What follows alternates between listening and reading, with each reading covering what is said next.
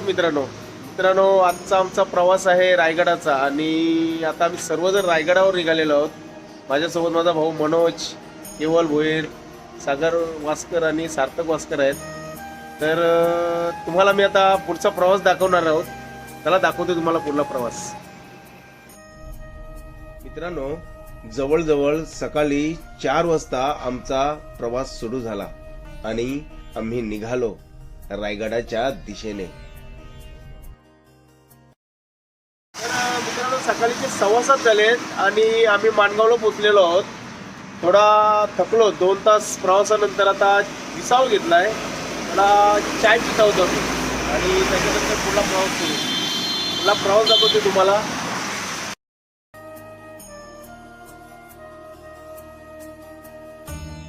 तर मित्रांनो, थोडासा विसावा घेतल्यानंतर चाय घेतलं, बिस्किट घेतलं आणि आता आम्ही माणगाववरून रायगडच्या दिशेने निघालेलो आहोत. आणि माझ्यासोबत माझा छोटा भाऊ मनोज आहे आणि त्याला खरंच काहीतरी बोलायचं आहे. मनोज, बोल. एक ओढ होती रायगड किल्ल्यावर जायची, जी आज पूर्ण होत आहे. खरंच एक स्वर्गसुख घेण्यासाठी जात आहोत असं वाटत आहे. आणि आमच्यासोबत केवल पण आहे, माझा मुलगा सार्थक आहे. केवलला काहीतरी बोलायचं आहे. सध्या तसं म्हणाल तर ही माझी चौथी वेळ आहे का मी रायगडावर चालवलो आहे. पण उत्कंठा तीच आहे, जी पहिल्या वेळेला होती ना तीच उत्कंठा आहे. अगदी एक्सपिरियन्स म्हणाल तर की शब्दात सांगू नाही शकत की तिथे गेल्यानंतर काय फील होते, काय एक प्रकारे आपण काय फील करतो. पण जो अनुभव आहे ना तो कुठल्या स्वर्गापेक्षा कमी नाही. आणि आमचा आता ड्रायव्हर आहे तो आमचा मित्र सागर वास्कर आणि नेहमीच त्याचे चांगले कार्य असतात. तो देखील रायगडवर नेहमी जात असतोय. आणि आता आम्ही निघालेलो आहोत. आपणास पुढला प्रवास नक्कीच दाखवेन. पण एक सांगेन की रायगडवर जाण्यासाठी वेळ मिळत नाही, बरेच जण बोलत असतात. पण जेव्हा आपण वेळ काढतो तेव्हा वाटतं की कधी रायगडवर पोहोचतो आणि कधी तो महाराजांचा किंवा आपला रायगड बघतोय. एक वेगळीच उत्कंठ असते. आणि आज आम्ही ते रायगड, तो स्वराज्यातली राजधानी रायगड बघण्यासाठी निघालेलो आहोत. चला पुढला प्रवास दाखवतोय. मित्रांनो, सकाळीचे 8 वाजलेले आहेत आणि समोर जे दृश्य दिसत आहे ते पूर्णतः धुक्याने भरलेले आहे. आम्ही जवळजवळ रायगडापर्यंत पोहोचलेलो आहोत. थोड्या वेळात पोहोचू. पण इतकं सुंदर दृश्य आहे की अगदी डोळ्यांचे पारणे पेटतात. खूप सुंदर दृश्य आहे. आता आम्ही आलेलो आहोत जिजाऊ साहेबांच्या समाधीजवळ आणि आता आम्ही आतमध्ये प्रवेश करणार आहोत. चला आपण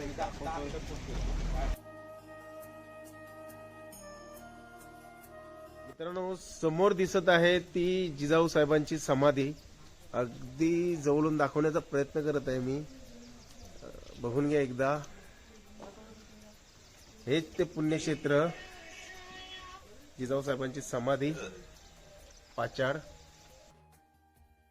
समोर दिसतोय तो दुर्गेश्वर रायगड. तर मित्रांनो, आता आम्ही पोहोचलेलो आहोत रायगड पाशी, दुर्गेश्वर रायगड पाशी. आणि आता आम्ही पायी प्रवास करणार आहोत. नाणे दरवाजातून आम्ही प्रवास करणार आहोत. तर तुम्हाला दाखवते, चला. तर मित्रांनो, आता माझ्या मागे आहे तो चित्त दरवाजा आणि आज आपण चित्त दरवाजाने न जाता नाणे दरवाजाने जाणार आहोत. तर चला आता नाणे दरवाजातून आपण जाऊया. मित्रांनो, नाणे दरवाजाच्या वाटेने आमचा रायगडावरील प्रवास सुरू झाला.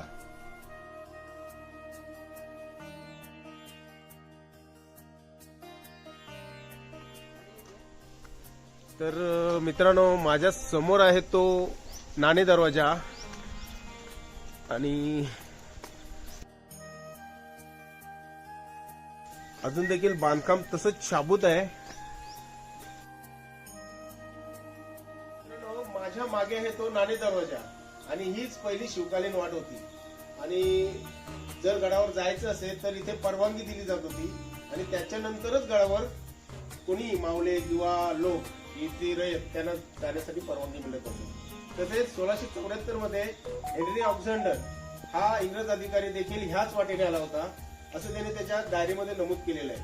तो हाच नाणे दरवाजा. मित्रांनो, नाणे दरवाजातून आता आपण पुढे निघालेलो आहोत पण एकदा तो नाणे दरवाजा बघून घ्या, अजून देखील त्याचं बांधकाम चांगल्या स्थितीमध्ये आहे.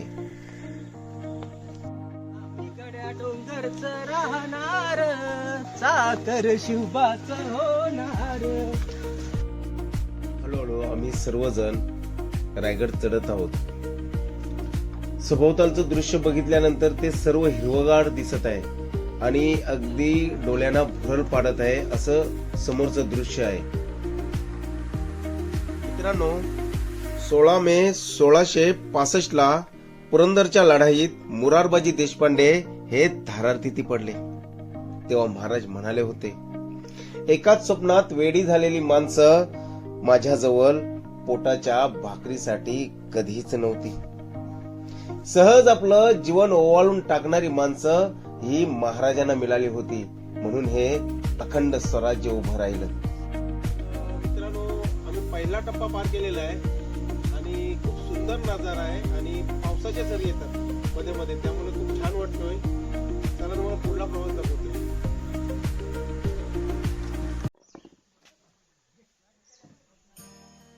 मित्रांनो, 15 जानेवारी 1656 मध्ये जावळी स्वराज्यात आली आणि हा रायरीचा किल्ला देखील स्वराज्यात आला.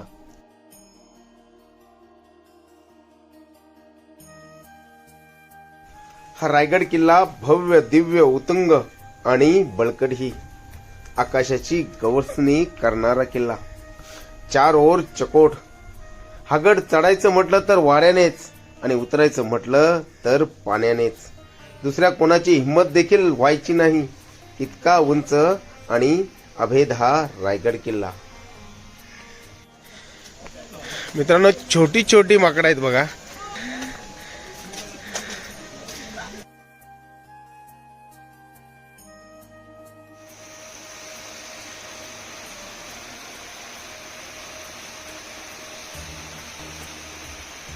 मित्रांनो, आपल्या समोर वर दिसत आहे तो महादरवाजा आणि आपण आता त्याच दिशेला निघालेलो आहोत. तर मित्रांनो, आता मी आहे महादरवाजापाशी. माझ्या मागे आहे तो महादरवाजा. पाऊस तर खूप आहे आणि मित्रांनो, या महादरवाजाच्या भिंतीला हात लावल्यानंतर, स्पर्श केल्यानंतर वाटतं, जाणवतं की या भिंतीला महाराजांनी कधीतरी स्पर्श केला असेल आणि ज्या कडे किंवा ज्या भिंती बांधलेल्या आहेत त्या तिथे मावल्यानी चुना किंवा माती रेती हे कसं नेलं हे खरंच आश्चर्यकारक वाटतं.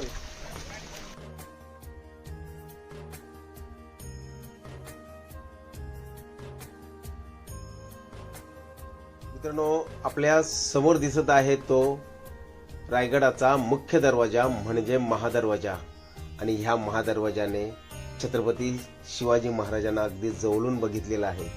छत्रपती संभाजी महाराजांना देखील अगदी जवळून बघितलेला आहे आणि तेव्हापासून हा महादरवाजा तसाच या रायगडाचं रक्षण करत आहे.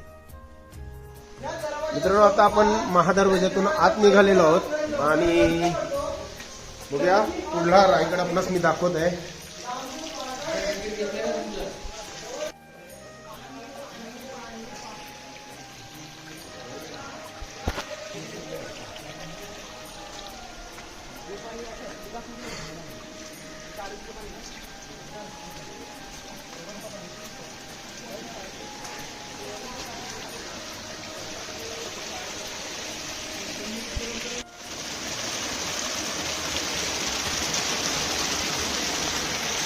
मित्रांनो, आता आम्ही आलेलो आहोत महादरवाजा वरच्या बाजूला आणि खरंच एक गूढ प्रश्न आहे की हे स्वराज्यातले मावळे सहज हा रायगड चढत असत, ती कोणती ऊर्जा होती हा एक प्रश्न होता. खरंच बघून घ्या एकदा.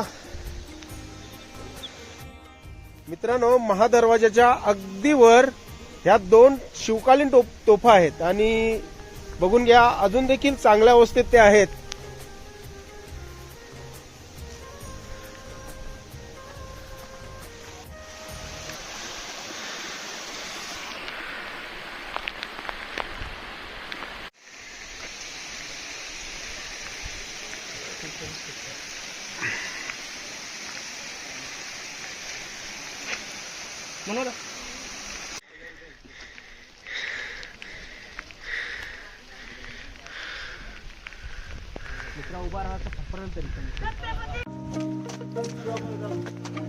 तर मित्रांनो, आता मी रायगड चढत आहोत, जवळजवळ माथ्यावर आलेलो आहोत आणि पाऊस खूप सुंदर पडतोय. माझे सर्व मित्र आलेले भिजत आहेत, एकदा बघून घ्या. चला रायगडावर चढतोय मी आता.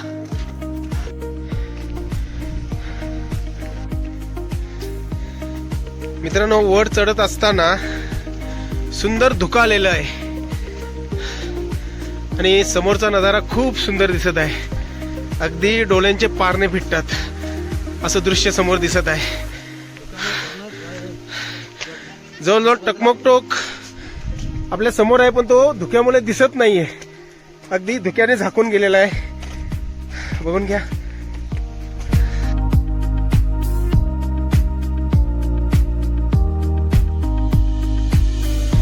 मित्रांनो, समोर इतका धुका आहे की जवळजवळ आम्ही गंगासागराजवळ आलेलो आहोत आणि पायऱ्या चढतोय, पण धुक्यामुळे पुढचं काहीच दिसत नाहीये.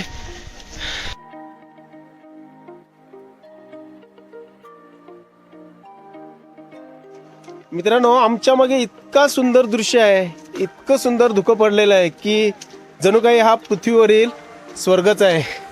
अगदी जवळून बघून घ्या. माऊली, हा आहे समोर हत्ती तलाव. बघा, हत्ती तलाव दिसतोय, पण धुकं इतकं आहे की त्या धुक्यामध्ये हत्ती तलावातलं काहीच दिसत नाहीये.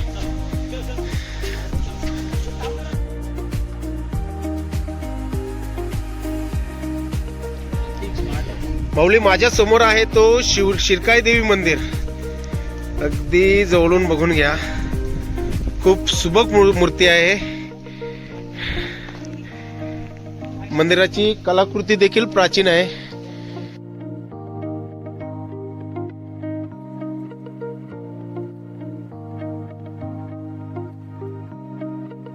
मित्रांनो, आम्ही आता थेट होळीच्या मैदानावर आलेलो आहोत, पण धुकं इतकं आहे की समोर काहीच दिसत नाही.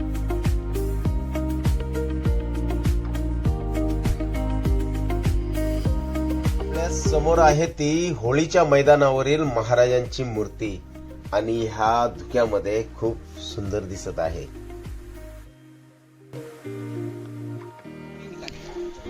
मित्रांनो, माझ्या समोर आहे तो पालखी दरवाजा किंवा मेणा दरवाजा आणि ह्या दरवाजातून फक्त शाही स्त्रियांना, छत्रपती संभाजी महाराजांना आणि फक्त छत्रपती शिवाजी महाराजांना या दरवाजातून प्रवेश असे. तसेच ह्या बाजूला जे पालख्यांचे भोई होते त्यांना आराम करण्यासाठी जागा असे. तिथे ते भाकरी वगैरे खात असत आणि आराम करत असत. इथे पालख्या ठेवल्या जात असत.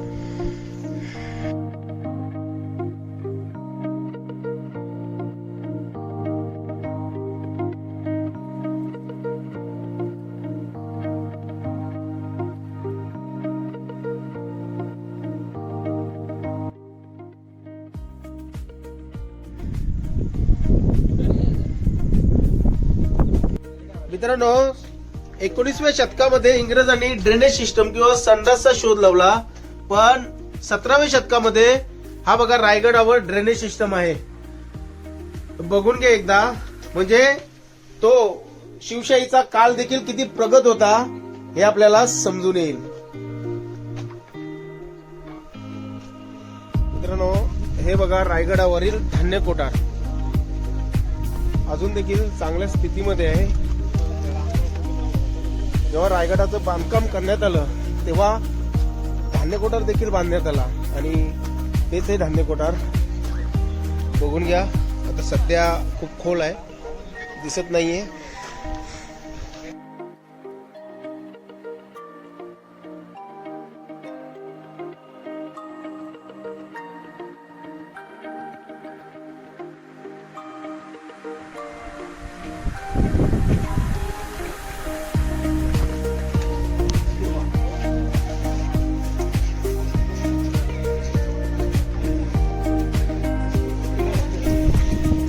तर मित्रांनो, समोर आहे तो आपल्या खलबतखाना, अगदी आतमध्ये आपण जाण्याचा प्रयत्न करू.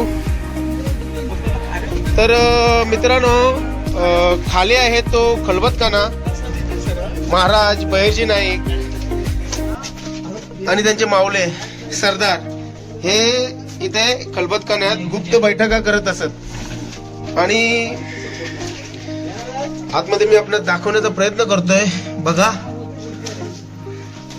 बऱ्याच वेळा बघितलं असेल, अंधार खूप आहे पण तरी देखील पाऊस आहे, तरी पण उन्हाळ्यामध्ये देखील इथे थंडावा असतोय. उजेड दिसत नाहीये.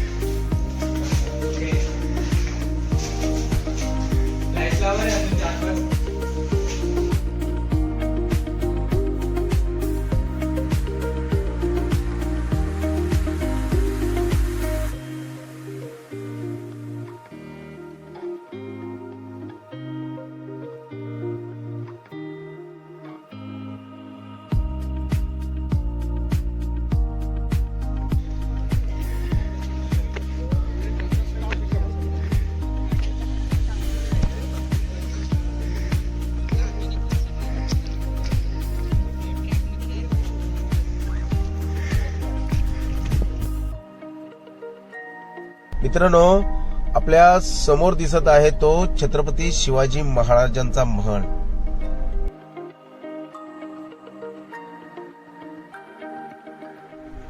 हीच ती प्रेरक वास्तू जिथे महाराजांचा सुगंध आजही दरवळत आहे, अगदी कस्तुरीप्रमाणे.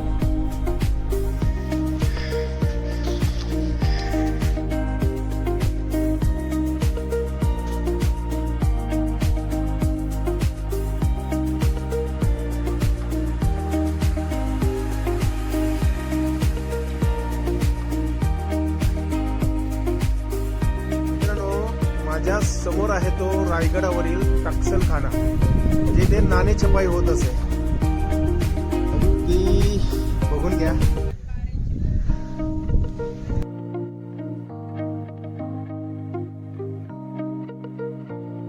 मित्रांनो, आपल्या मुलाबालांना चौपाटी दाखवा, समुद्र किनारा दाखवा, परदेशी फिरायला पाठवा, पण ह्या रायगडावरील नगारखाना दाखवायला विसरू नका.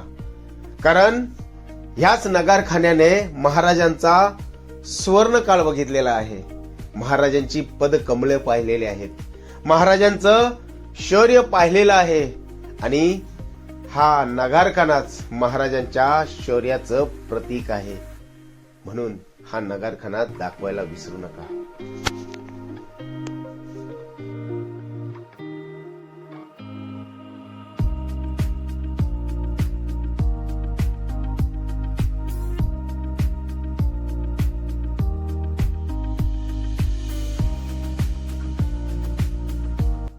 मित्रांनो, आता आपण महाराजांच्या राजसभेत आलेलो आहोत. 6 जून 1674 म्हणजेच ज्येष्ठ शुद्ध त्रयोदशी. आणि या दिवशी याच ठिकाणी महाराजांचा राज्याभिषेक झाला होता. स्वराज्याचा राजा त्या दिवशी छत्रपती झाला होता. इतिहासात सुवर्ण अक्षरांनी लिहिलेली ही घटना आपल्या समोर दिसत आहे. सिंहासनावर रूढ झालेली महाराजांची प्रतिमा. धुक्यामध्ये ह्या मूर्तीकडे फक्त पाहत बसावं असंच वाटत आहे.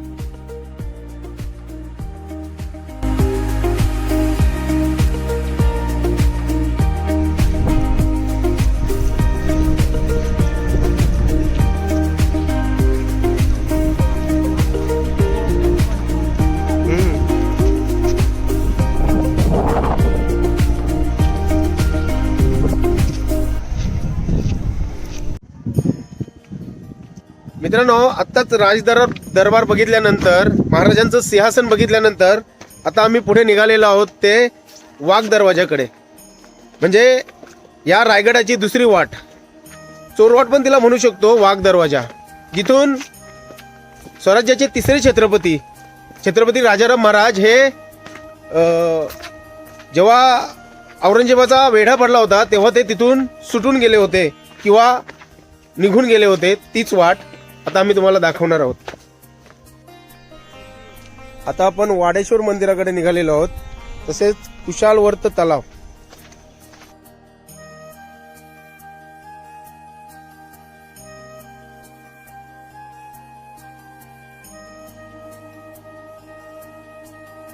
मित्रांनो, वाडेश्वराच्या दर्शनानंतर आम्ही थेट वाघ दरवाजाकडे निघालो होतो, पण हिरवळ आणि रस्ता अगदी अडचणीचा होता. तसेच धुकं खूप आलं होतं, समोरचं काही दिसत नव्हतं आणि त्यामुळे आम्हाला वाघ दरवाजाकडे जाता आलं नाही. मित्रांनो, निसर्गाच्या कुशीत वसलेलं हे रायगड किंवा रायरी.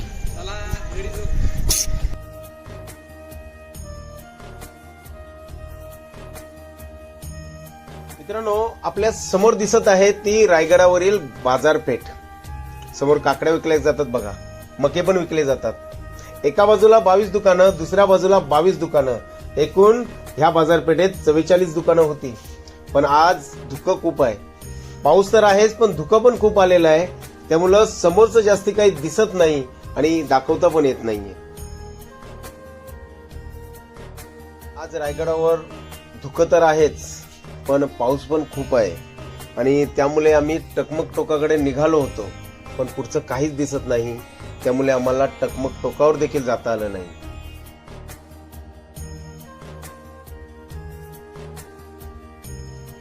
मित्रांनो, आपल्या मुलाबालांना नैसर्गिक ठिकाणं दाखवा, सारं जग दाखवा, पण आपल्या राजानं रायगडावर उभारलेलं वैभव त्यांना दाखवायला विसरू नका. कारण आपल्या राजानं हे सारं केलं आहे ते आपल्यासाठी, हे त्यांना माहीत पडायलाच हवं.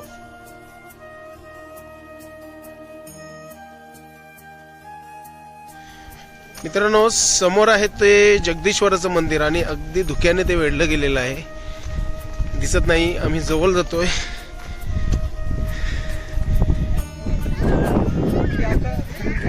मित्रांनो, अगदी अस्पष्ट दिसत आहे जगदीश्वराचं मंदिर, बघून घ्या. धुक्यामध्ये खूप सुंदर दिसत आहे.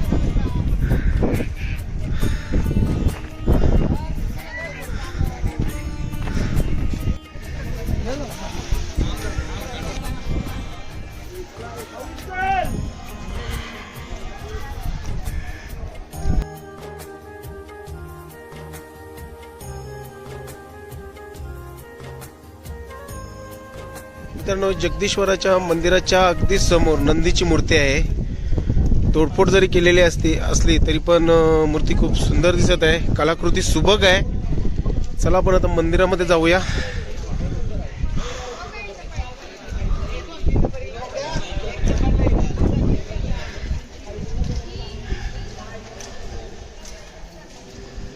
बघा आतला मंदिर.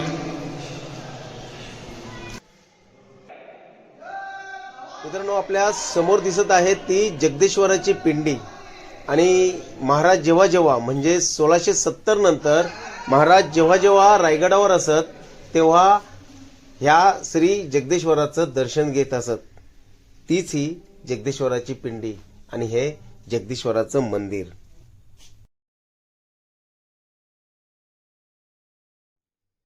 मित्रांनो, जगदीश्वराच्या एका पायरीवर हिरोजी इंदुलकरांनी महाराजांकडनं एक परवानगी मागितली, एक दगड लावण्याची परवानगी, आणि महाराजांनी ती दिली देखील.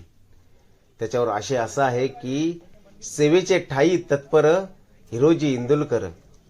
खरंच स्वराज्यासाठी वाहून देणारी ही माणसं फक्त महाराजांनाच मिळाली.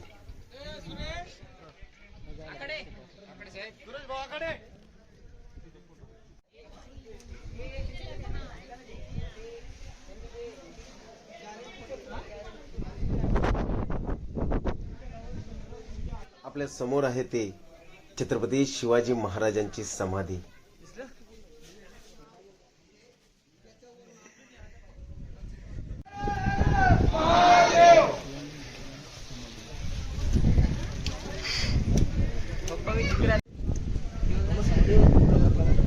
नाही काढायला पाहिजे ना.